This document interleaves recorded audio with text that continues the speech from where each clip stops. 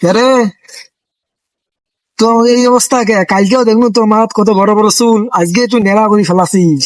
সেই কথা আর কোশ নে রে ভাই, সেই কথা আর কোশ নে। কি বুঝছিস 16টা প্রেম করছম, 16টা? হ্যাঁ একটাও টেকে নাই। হ্যাঁ 17 নাম্বার প্রেম করছম, 2 দিন কথা কওয়ার পর মুই যখন বাড়ি কইছং বিয়ে করি মইসেংরি, হ্যাঁ। এখন উপরে রাত মুখ ফোন দিয়ে কয় যে জান আমি তো তোমাকে ভালোবাসি না, এমনিতে টাইম পাস করছি।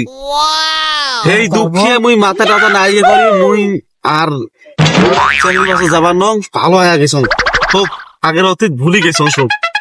তাহলে আগর ঝিলে বসে বৃথা খালি খাওয়া খাওয়া কষ্ট উড়ি করছিস, খাওয়া খাওয়া সে খালি টেহা খাওয়াছিস।